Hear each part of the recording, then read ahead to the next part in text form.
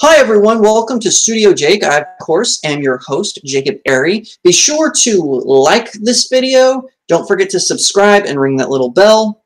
Otherwise, your subscribe really doesn't mean anything. So, this is it.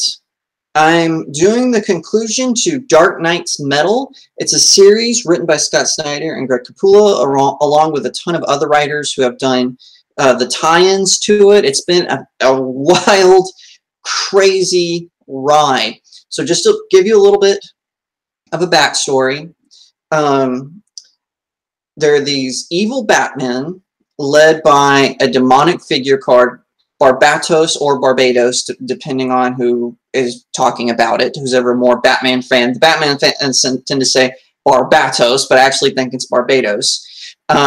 He turned Gotham City into a giant antenna to attract dark universes and to merge them with the prime universes, and he raises an army of evil Batman. So you've got the Batman the Destroyer, who's infected with the Doomsday virus. You've got Batman the Dawnbreaker, who actually absorbed the entire Green Lantern Corps. You've got Red Death, who absorbed the powers of the Flash, and so on and so forth. And of course, the worst of all is the Laughing Batman, who is a Batman who got infected by the Joker virus, but instead of trying to cure himself, he embraced it.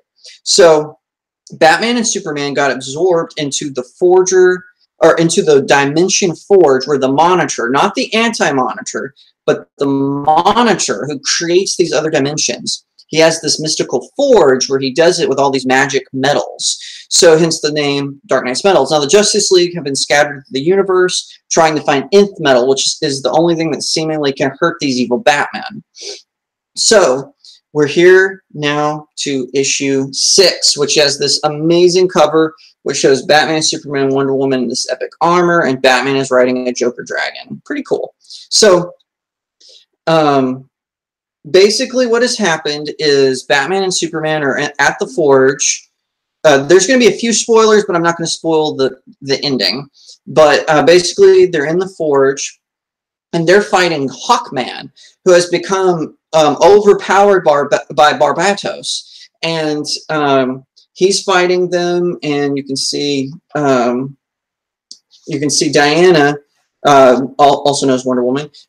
She and Hawkgirl dive into the darkness to find the Forge, so she can rescue Batman and Superman. And then Flash and Cyborg, they arrive with Batman from other dimensions. As you can see, the Vampire Batman, you've got the Russian Batman from Superman Red Sun, you've got the Dark Knight Batman from Frank Miller's Dark Knight universe. I'm not really sure who this Batman is. If you know, let me know in the comments below. This is actually one-dimensional Batman I'm unfamiliar with. It might be Earth 2 Batman, judging from the way his cape is colored, but I'm not 100% certain. So anyway, all this is going on. Barbatos is actually starting to attack. Now, they discovered this 10th metal, and Wonder Woman gives it to Batman and Superman, and it gives them like this mystical armor. So while and also some really cool stuff happens. So all this leads to one thing: Batman confronts the Laughing Batman, and they discover the whole series. There's been the Laughing Batman has had this guy tied up, kind of mummified. You find out this is the Monitor. Again, not the Anti-Monitor. The Anti-Monitor is a villain who has appeared in several DC events. And this is actually the Monitor. So he actually creates universes. The Anti-Monitor, of course, destroys them. He's tried to destroy the Prime DC universe before.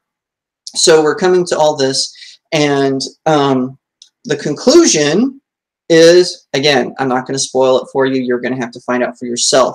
Bottom line, this was a fantastic series. It kind of needed to end because it was starting to feel like the last couple of issues, like Hawkman Found and The Wild Hunt, they were starting to feel more like fillers.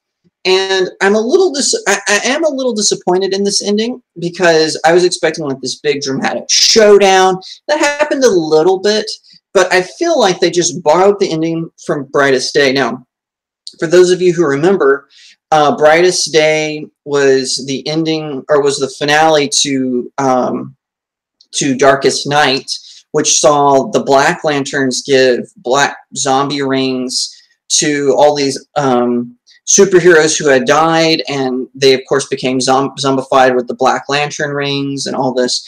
So I kind of feel like this issue in particular kind of borrowed from Brightest Day, and which introduced the White Lanterns. And so that kind of disappointed me. I feel like they just kind of rushed it, because they were, to me, DC kind of made a mistake trying to do 2 events at once. They were doing Metals, they were doing the Doomsday Clock. Now, Metal is supposed to spin off a bunch of other new superheroes. I've kind of flipped through some of them. I'm not really that impressed with them. Really, only Sideways looks interesting. Not even the Terrifics, which I'm a huge Mr. Terrific fan. I think he's great for the Justice League. He's kind of starting his own team that includes Plastic Man for some reason. I'm not a Plastic Man fan, as you can probably tell. I'm more of I like Elongated Man. Yes, I'm one of those people, I know. But anyway, but I still think it was worth it. Like I said, a little disappointed with the ending. Kind of felt it was a little derivative of Brightest Day. But again, amazing artwork. Greg Capullo and Scott Snyder, they make such a good team. I'm looking forward to seeing more of their work. Scott Snyder, of course, he has moved on from Batman, which I was so sad about. Tom King has taken over. I know a lot of people don't really care for Tom King as the chief Batman writer. I love him. I don't know what their problem is. I think they're crazy. I love Tom King as the Batman writer. Scott Snyder is going to step up and start writing the Justice League, and he has promised that the Justice League's face will change as we know it. I'm excited to see what he has in store for all of us DC fans. So that concludes our review. Be sure to follow me on Twitter at RealJacobAiry. My Facebook page is Author Jacob Airy. Instagram is real.jacob.airy. You can find my political commentary on thedailywire.com. Don't forget to like, subscribe, and share this video. Let everyone know about me, especially if you're a Batman fan. I do a ton of comic book reviews. Of course, Batman is my main focus. And don't forget to check out my blog, www.jacobairy.blog. That's it. New episode up this Saturday. I'll see you next time right here on Studio Jake.